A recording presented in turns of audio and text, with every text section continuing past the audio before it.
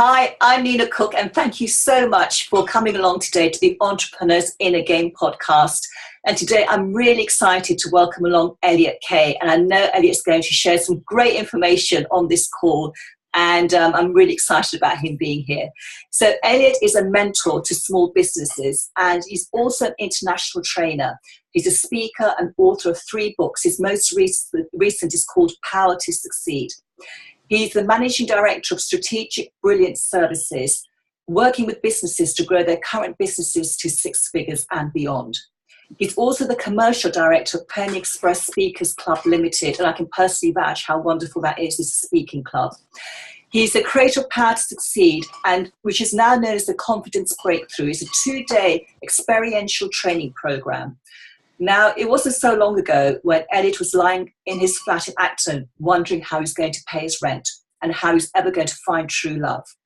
And through both his strategy and confidence breakthrough, he managed to turn his situation around. Not only did he save his business, he founded 2 further businesses.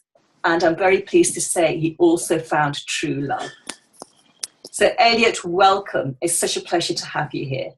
Thank you for inviting me. And wow, when I hear the introduction, sometimes I have to go, who are you talking? Oh, that's me. So it's really funny because I don't always quite digest how much has happened when someone reads it out. And you've turned your life around. I'm really, looking forward to finding out exactly how you did that. Because as you know, this is what I do, and what this interview is all about is your mindset. So how you change things around through your thinking by changing your thinking. I'm really, looking forward to exploring that with you. So could you just tell us a little bit about how you got to where you are now and all the success you're enjoying? Because you obviously didn't have this it wasn't always there, was it? You had to move to this place. Yeah, absolutely. And the thing is, it's like anything. When you look at things in moderation, or when you look back, you're like, what was I really complaining about, But when you're in it at the time, it's like the end of the world. So, I mean, it depends how long, it's a short podcast, so I'll give you the short edited version. But basically what happened was, in terms of growing up, I grew up with a very hardworking mum. I grew up with an alcoholic father. So money was never around. It was very scarce. We weren't a wealthy family, very poor. For a long time, I lived on my brother's hand-me-downs. But one thing my mum was always, she was very hardworking. She was very tenacious. She was very driven and very entrepreneurial, actually, towards sort of my teenage years. I realized she was a bit of an entrepreneur. But, really, whatever atrocities I suffered in my life, it all kind of came together when at that period you're talking about, which is 2010, 2011, when I really had a great year in 2010. And I ended the year and I made the most money I ever made. And I was close to 6 figures. And I did what every wise man does. And I packed my suitcase and followed a woman across the world to Australia. And then literally within 2 weeks, it all fell apart. All of my clients, except one, finished their coaching at the time that I was a coach. I don't coach anymore. And so they all finished and, okay, bang, one cash flow gone.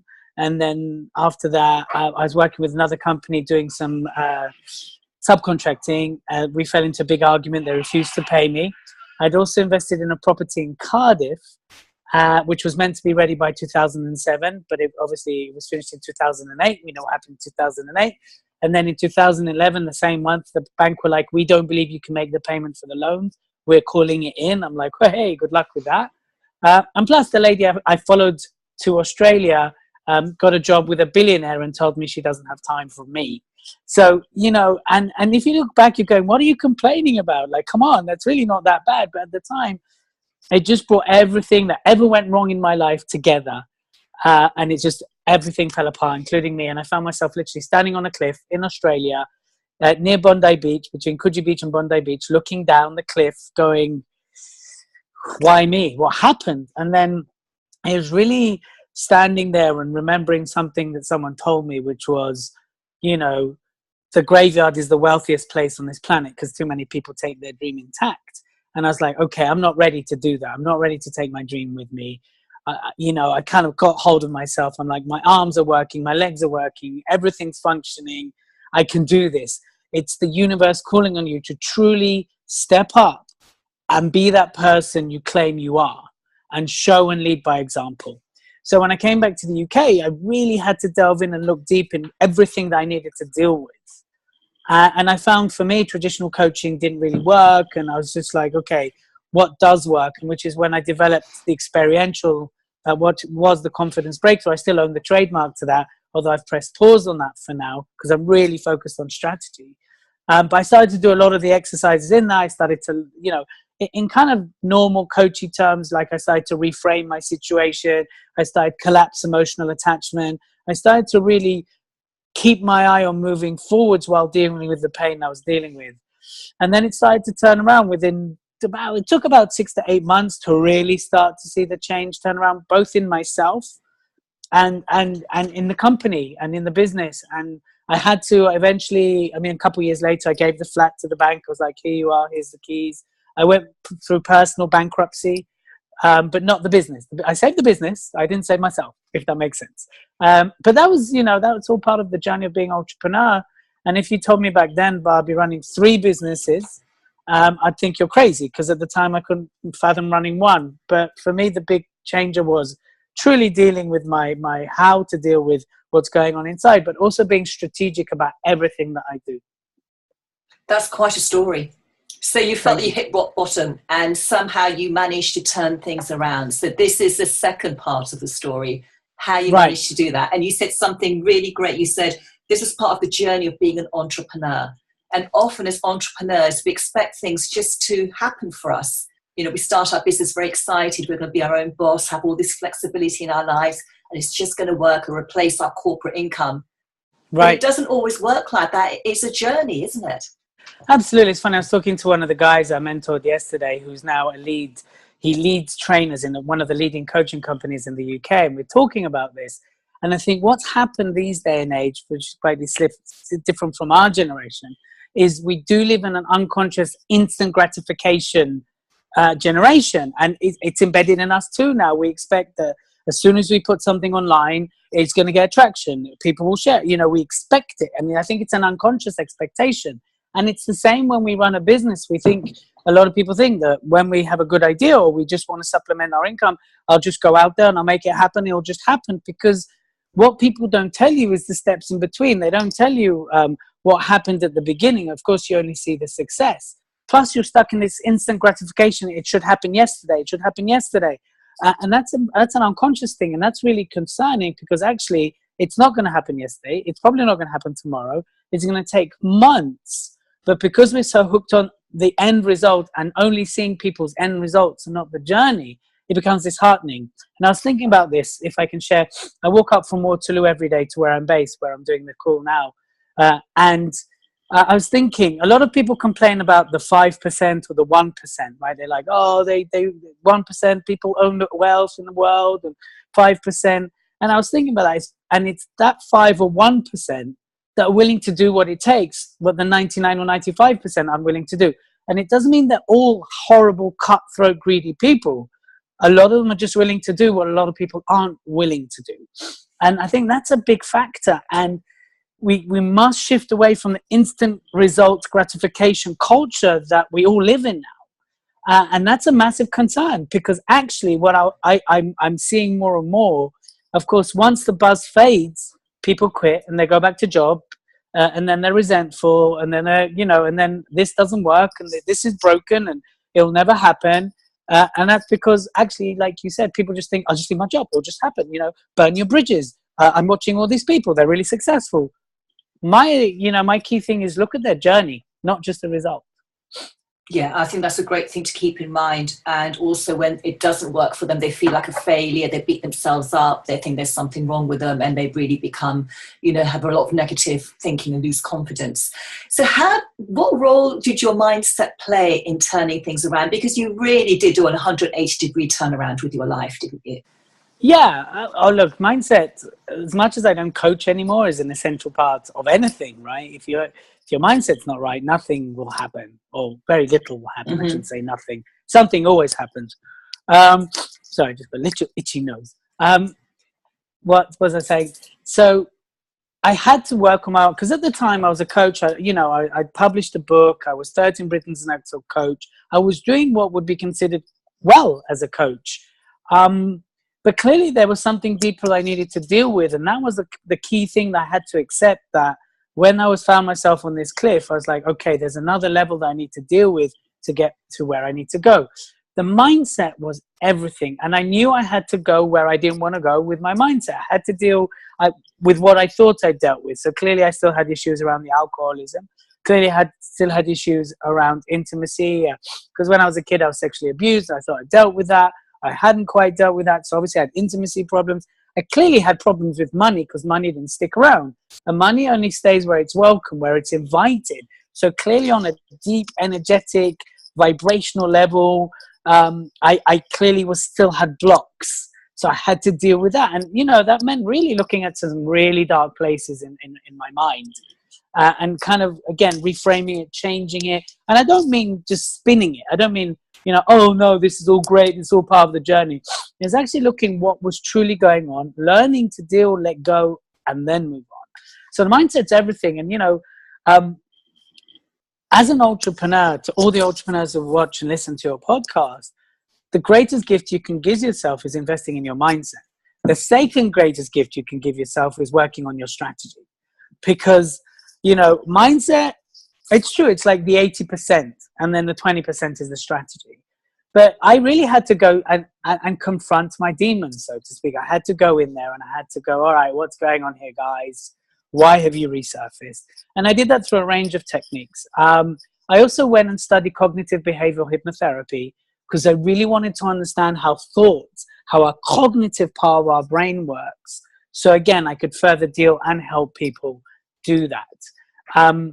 But if you don't deal with the mindset, it's a bit like expecting a tree to go without a trunk and just have branches. It's like, it won't work. You don't have a solid foundation.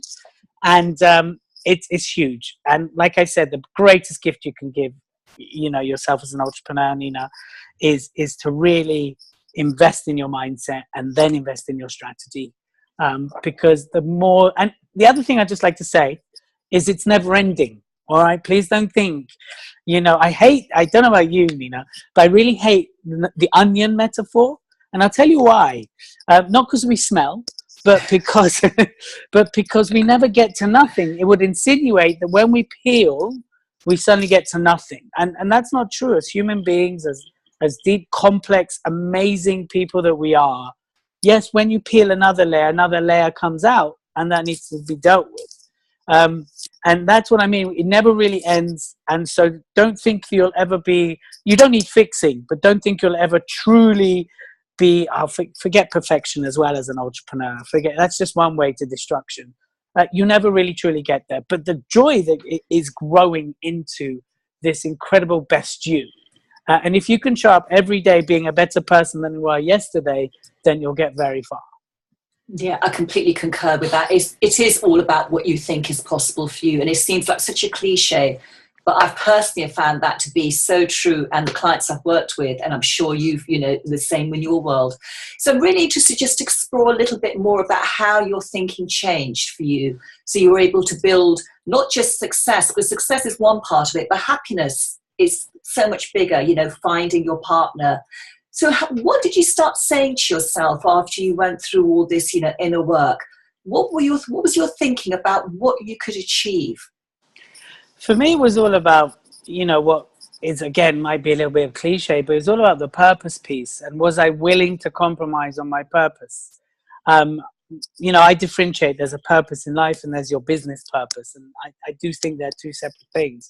And at the time, I really wanted to focus on my purpose in life, which is to bring people tools to deal with inner conflict. And I just kept my eye on that, going, I've got to deal with this stuff so I can serve humanity. I've got to deal with my stuff so I can be at service to the people I can help. And that's what really kept me going, so much so that even when I was offered 3 full-time jobs, while I was going through this, while I wasn't sure I was going to pay my rent, because I was completely broke when I came back from Australia, I was like, no, I can't. They'll be giving in. That will be shortchanging myself. And there's a fine line between bravery and stupidity, right? It could have been a really stupid decision, but it turned out to be the right decision. But it was all about staying true to my purpose. And I think, again, if I can just, a lot of people, entrepreneurs, get stuck that your purpose has to be this amazing, glorifying Gandhi, Martin Luther King type thing in life. It can be, it doesn't have to be. My purpose in life now has changed completely. It's still to bring humanity tools to deal with in a conflict, but for me, it's to be a great father and a great husband. That's what I do now. And that's completely shifted. The only thing I'm interested in is how good a dad I'm going to be and what husband I'll be to Emily. I'm far from perfect, but that's what I'm working on. So don't get stuck that your purpose has to be, I'm going to invent the next PayPal or the next Stripe. I'm going to disrupt the world by doing this. It can just be to be a great person daily. So for me, it was focusing on that kept me going. I woke up every morning. I was like, focus on your purpose. Whatever pain you're feeling is minimal in comparison to what you need to achieve. And acceptance was a massive pin. Every day I would say, okay, I accept where I am, and I would go into questions. So I'm happily share that. I'll go into what needs to happen for this to shift, but you don't expect an answer. You're just asking the universe, God, higher power, whatever you want to call them, or maybe your inner wisdom.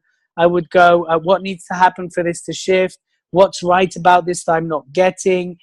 What lesson is there for me to learn, but without the pressure of an expectation of an answer? And that's how I really kind of every day I go into question, and the answer would appear, but not in the way you expect them. No one went, here's your answer, Elliot. I'll be like, oh, that's what that is. Oh, okay. And eventually I just started going, what if today could be fun? That's what I used to, and then eventually that's what I asked. I would wake up, go, okay, what if today could be fun? And then at the end of the day, I'd reflect, go, oh my God, I had fun. I was witty. I was cheeky. I was jokey. And it wasn't a conscious thing. And then, of course, when you're having fun, things happen a lot easier. You don't have that pressure. It's a lot smoother. And that's what I said to myself. I also did a lot of incantations or affirmations, and as much as you feel they don't work, again, for me at the time, it's what kept me going. To wake up and go, I command my subconscious to allow me to show up as a leader. I command my subconscious to allow me to show up in my power. I command my subconscious to be the go-to person. And I just would, and I still say that, even when but now I've shifted to meditation more. But I say in a meditative way versus I command my subconscious, which is forceful. But those are the things I said to myself. I still do. If it's not broken, don't fix it, right? Yeah, I think that's brilliant, because you've got a whole host of techniques there which you can use, and it becomes a part of your life and who you are. It doesn't become something that you have to think about. It just becomes an everyday thing to give you that lovely momentum and boost. And you said focus on your purpose, which is really important, because so much of our focus is on what we don't want. Right. That we don't Absolutely. focus on what we do want. And I remember reading this, and I had to read it many times before it really hit me, that actually we only have a limited number of thoughts. So we're only going to be alive for a certain number of years. And although we have tens of thousands of thoughts every day, it's still a limited, finite number of thoughts. And do we really want to waste the majority of those thoughts on what we don't want? Absolutely. And the thing is, we've got voluntary thoughts, we've got involuntary thoughts, right? Something I studied when I did my cognitive work. And you're going to have thoughts anyway. It's the choice of how you respond to the thoughts. So there's nothing you can do if you have an involuntary thought, because your brain has to produce thoughts. So you might think, hey, I want to punch that guy in the face, right? For example. And that's in it. That just came involuntary. You didn't think consciously about it. It just went, hey, I don't like that guy. I'm going to punch him in the face. What happens is the voluntary thoughts that follow that. And that's where where a lot of people spiral, versus going, I dismiss that thought, which there's techniques to do. But what happens is people waste their time going, oh my God, why did I think that? I'm such a terrible person. What's wrong with me? Is it because my dad didn't hug me enough? Does he remind me of my ex-girlfriend or my ex-boyfriend? And they start this massive spiral. And then one thought, which is involuntary, then triggers so many voluntary thoughts that you've ended up wasting all this time, ruined your mood, and you're now in massive depression because of that one involuntary thought. If you learn very quickly to dismiss involuntary thoughts and understand it's not real, then you're more productive with your time. Again, something that I learned to do. And it's not about going, it's about going, really? Does that thought matter? Is that true? No, not really. And again, a really great technique is, if so, so what? And you just have a thought and you go, okay, if that's true, so what? And the idea is not to spiral, just to go, so what? So what? Okay, I thought I want to punch that guy in the face. So what? Am I going to punch the guy in the face? No. Do you know what I mean? Yeah. And it's really understanding that cognitive behavioral of thinking. And the more you can master your thoughts, the more you'll master your life. Yeah, it's not the first thought that's a problem, it's the thought that comes after it and the thought that comes after that. And it's awareness, isn't it? Just being aware. It's not about controlling your thoughts, because no one can stand guard over their thoughts. You never get out of bed in the morning, would you? You'd be paralyzed every day. So And it's some just people the are. awareness. Exactly. So what's the, in terms of where you are now, and I'd love to just talk a little bit about speaking. I know that you co-run a speaking group. In terms of, I know this is one of the biggest fears that people have about getting up and speaking. So how can people combat that fear? And again, it's just their thinking that's getting in the way. There's nothing real out there in the world that's stopping them getting up there. But how can they best deal with their fears about public speaking? Because it brings out, fears of rejection, fears of being humiliated, fears of being laughed at. Yeah. Could you just say a little bit about that? Well, that's a great place to put the if so, so what? If I get rejected, so what? If I get laughed at, so what, right? Am I going to die? No, you're not. And actually, a lot of people equate that to death, right? Yes, but you're not going to die. The other thing to do is to accept where you are, right? Don't compare. Comparing is despairing. Everybody's a different part of the journey. So accept where you are now, and accept, just like any skill, any craft, you need to work on it to get to where you want to go. No one walks on stage. Okay, I can't say no one because I don't know everyone, right? But very few walk on stage, own the stage, blow everyone away like that. Understand it's a journey. Accept fear is part of the journey. Accept nerves is part of the journey. Accept where you are today is perfect, and know where you want to go. And just like learning to run or learning to swim or learning a skill, you need to invest your time and you need to practice it. The more you practice it, the more you're able to manage the fear, the more you're able to get out and say what you need to say. But also attaching your big why as a speaker. Why do you want to speak? All right, you might have a great story. Fabulous. Understand that that's good, but as a speaker, will only get you so far. Again, what's your purpose for your speaking? What's your big why? When you know that, now if your big why, like an entrepreneur, is to impact and to do good in this world, then actually the more you focus on the impact you can create in the world, the smaller your fear will appear. However, you still need to accept and deal with that. And the way to deal with that is to train, to invest, to understand, and to go also, you know what? There's going to be times you're going to bum. There's going to be times you're not going to do well. There's going to be times where you're not going to sell. And you accept that and you take it as feedback and then you use it to move forward. I've had times when I've bombed. I've had times where sometimes I've got, I do small rooms right now. I used to do really big rooms, like 150 plus rooms. Now I do between 5 to 25 up to 40. And sometimes I do rooms of 10 and I get 5 sales, and sometimes I'll do rooms of 20 and I'll get 3. It's like, what? But, okay, then it's just an opportunity. I look back and go, okay, where can I improve? And that's a big thing. But if you're at the beginning of your journey as a speaker, accept fear. It's going to be part of the journey, but just don't let it dominate you. There's, of course, techniques. Again, there's things like you could look at NLP, EFT, all kinds of ways to really work through and collapse the emotional attachment. But like anything, practice makes perfect. The more you practice, the more you work on it, even at home in your mirror, the more you do things, the better you'll become. I think there's also this notion with speaking that you don't need to practice it. Like, even if you train, even if you're going to monthly training things, you still need to be trained in between. And that's a big way of doing it. I completely concur, because I've bombed as a speaker, and it was such a huge learning curve that I decided then to invest in myself and learn how to do it properly, rather than just, hoping it will all come together at the last minute. And it's the theme of our talk today is really being twofold, I think. One is to focus on your big why. Why do you want to have your own business? Why do you want to be a speaker?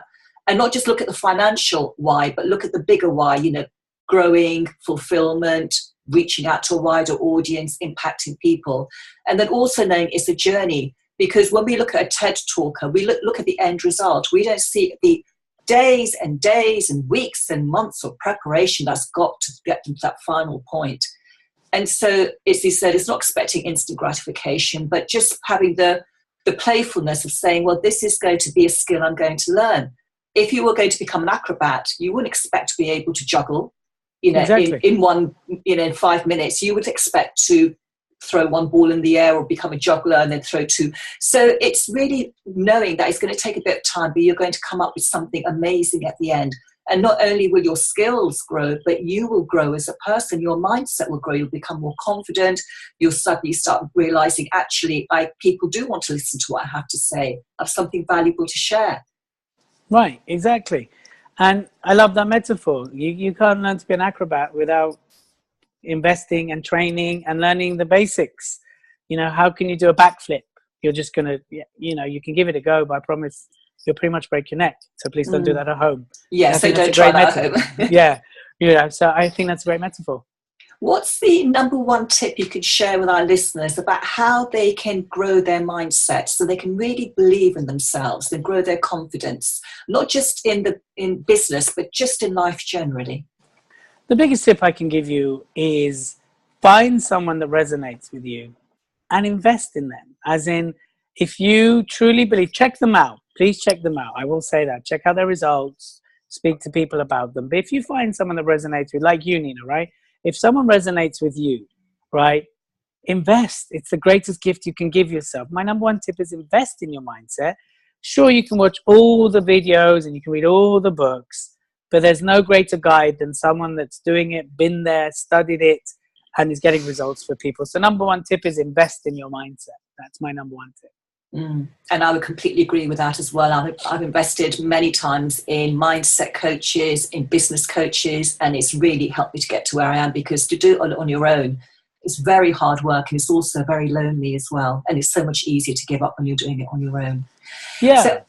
So Elliot, how can our listeners find out more about you and your work? That's a great question. I didn't actually think of that. It's like, I'll just do the podcast. Well, look, there's the website, which is elliottk.com. And there's also, if people want, I do events, I do seminars. Also, I do have a 100K blueprint, but that's not really a mindset thing. So I don't know if you want me to send that to you. Whatever the best way for them to get to know your work. Great. Well, what I'll do then is I'll send you the link, and then you can attach that. But elliottk.com, so ELLIOTKAY.com. Check out my website. You can either fill in the form to have a chat with me, check out our events. That's the best way to get to know me. Of course, social media, I'm Elliot Kay PTS, as in Power to Succeed. Twitter, Instagram, Facebook, if you want to follow me on there. I also run a Facebook group called The Strategy Room. So if you wanted to ask to join, we ask you 3 questions: your bank details, your PIN number. I'm joking. We just ask you what your biggest challenge is and things like that. And within the strategy room, I do a lot of work around the business aspect of things, a little bit on mindset, but really more about business. So that's another way to get to know me. However you choose to reach out to me, great. If you don't, I just really hope your listeners, it's on Zoom, your viewers get value. And that's really what I was here to do, to serve you and be of service to your podcast. And you've done that in abundance, and thank you very much. I really appreciate it. And for everyone who's been listening, who's been watching, thank you so much for joining us today, and I look forward to seeing you soon. Bye-bye.